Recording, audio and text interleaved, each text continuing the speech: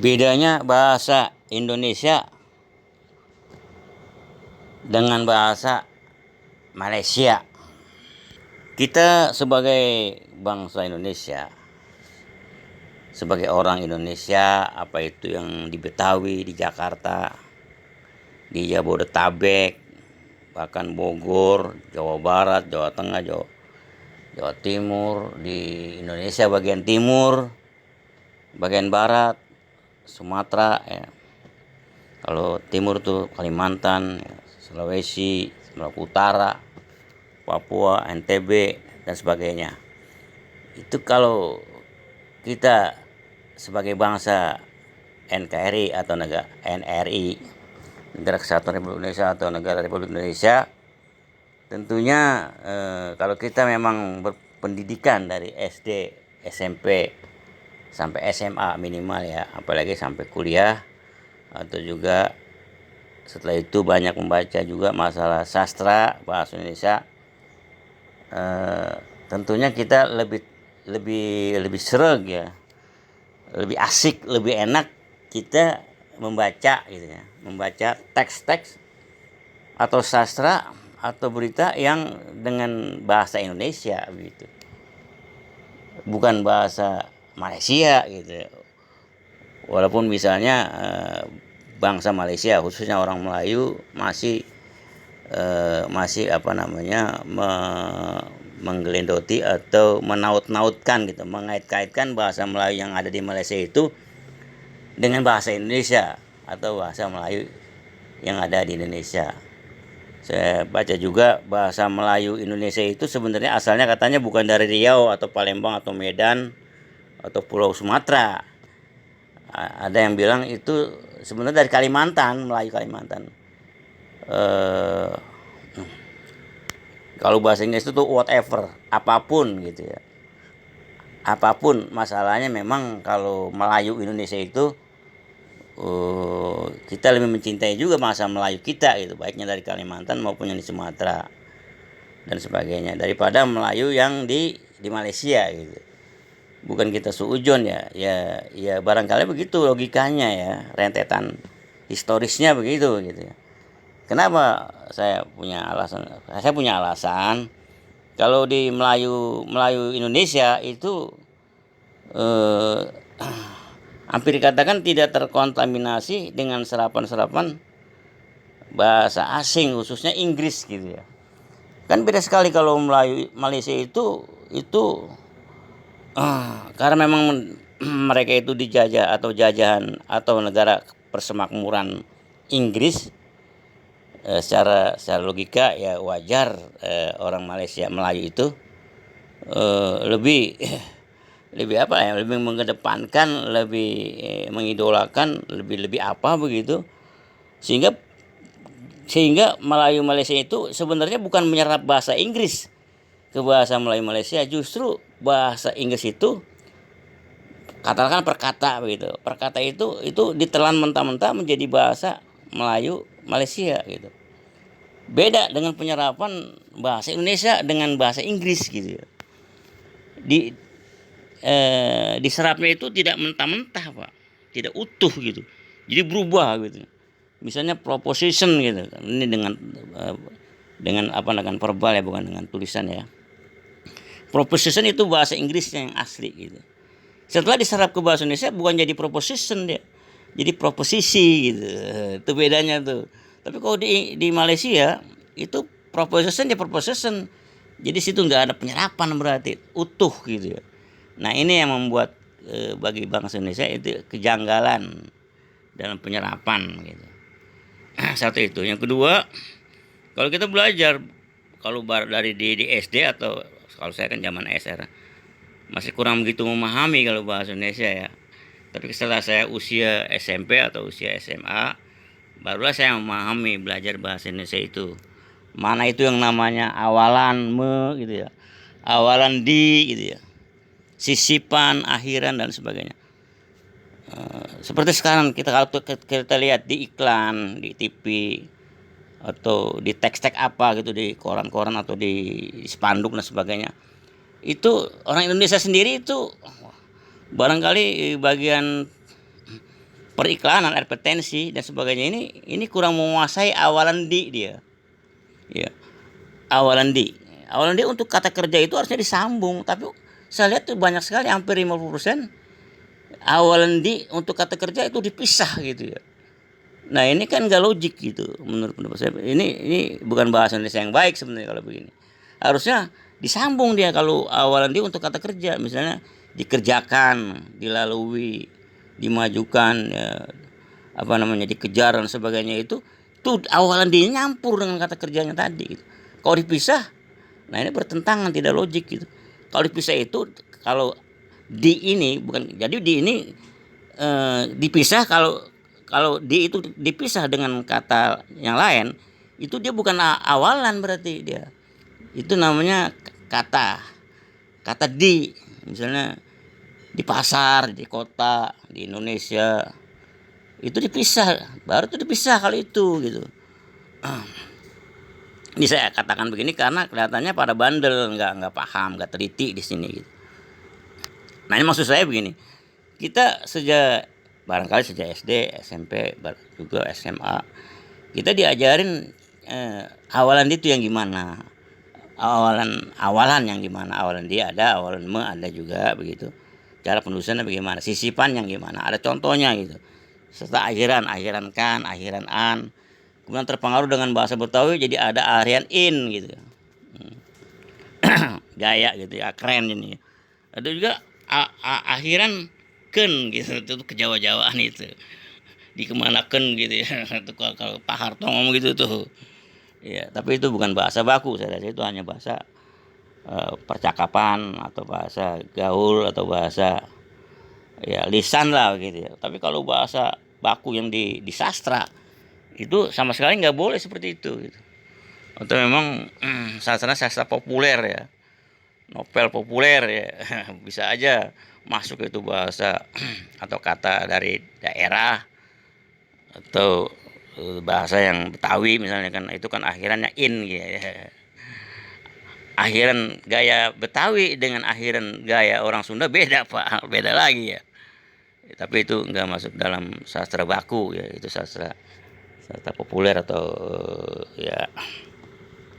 Ini dalam masalah menyusun kata atau kalimat aja kita berbeda bahasa Indonesia dengan bahasa Melayu Malaysia gitu. Itu yang membuat kita tidak menerima ya. Kalau bahasa Indonesia ini disamakan dengan bahasa Melayu Malaysia gitu kan. Apalagi memang bahasa Indonesia ini sudah sangat modern ya, cukup modern ya. Karena bahasa Indonesia ini udah merambah kemana-mana gitu ya. Ke mancanegara gitu ya. Dan enak dipelajari bangsa-bangsa itu. Gaya lah kalau mereka itu atau belajar bahasa Indonesia atau berbahasa Indonesia walaupun dialeknya agak ke Malaysiaan, tapi kosakatanya itu yang dipakai adalah bahasa Indonesia. Seperti contohnya lagu-lagu Malaysia itu mirip dia banget dengan bahasa Indonesia gitu. Kalau mereka menyanyikan lagu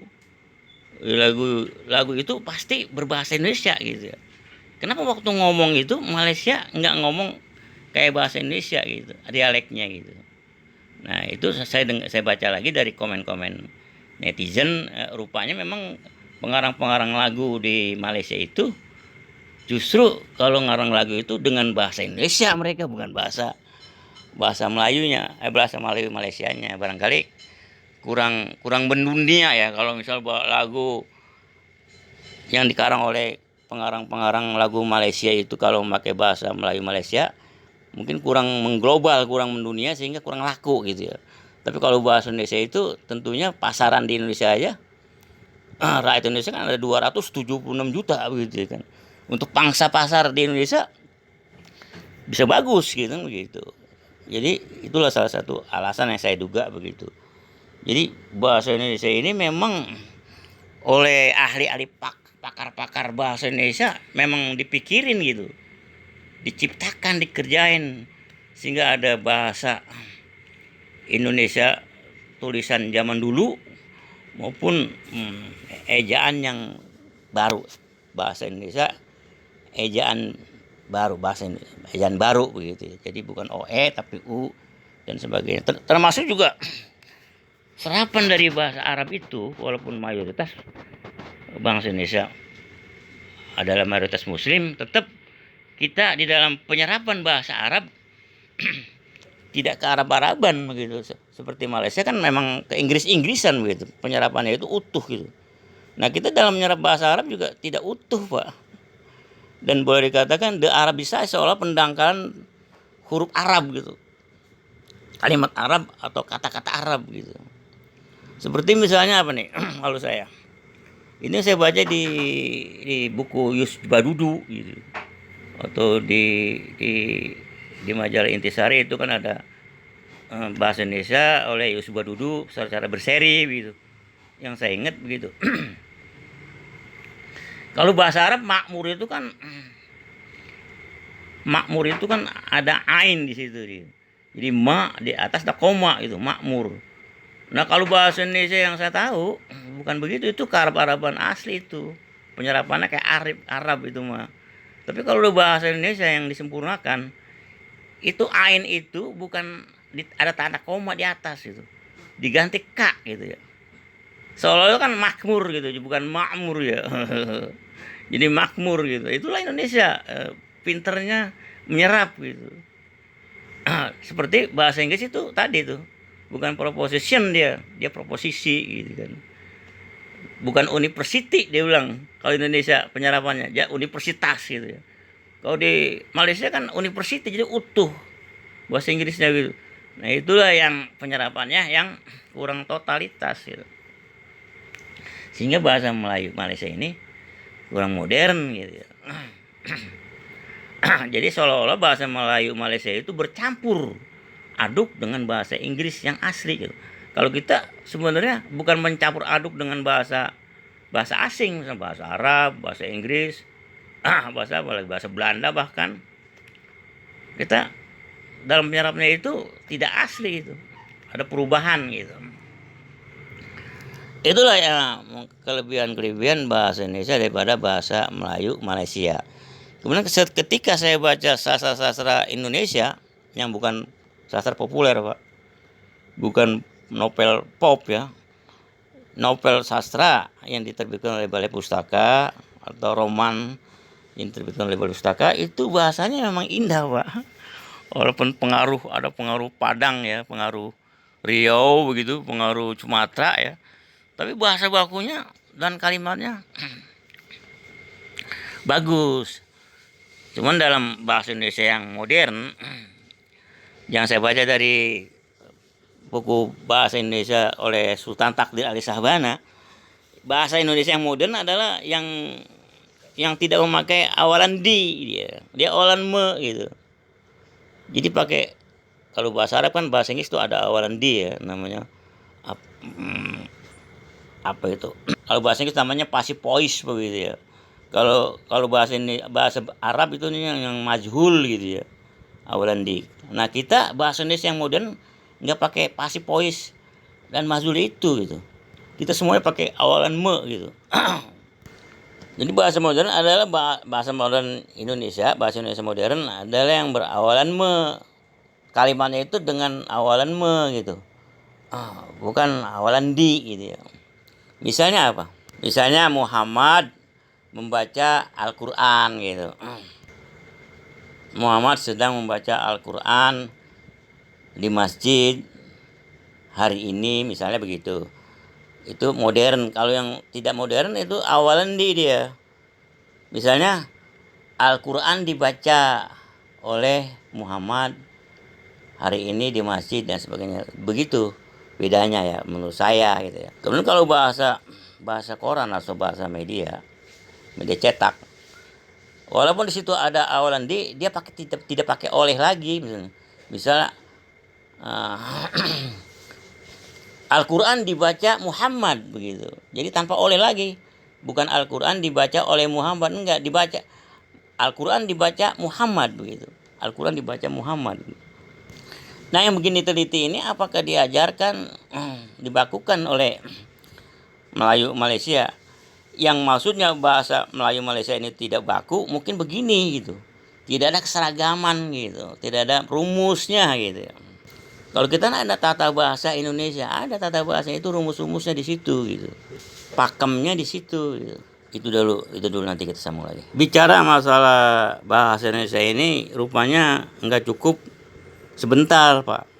Ini kan menyangkut juga budaya, agama ya, etika, seni dan lain sebagainya. Jadi kalau kita bicara masa khususnya bahasa Indonesia ini, bahasa Indonesia yang modern ini itu akan panjang, serialnya panjang, Pak. Dan cukup mendalam gitu kan. Tentu kita belajar terus. Jadi bahasa Indonesia itu sampai di mana sekarang ini kan gitu. Sehingga akan menjadi bahasa kedua di Asia.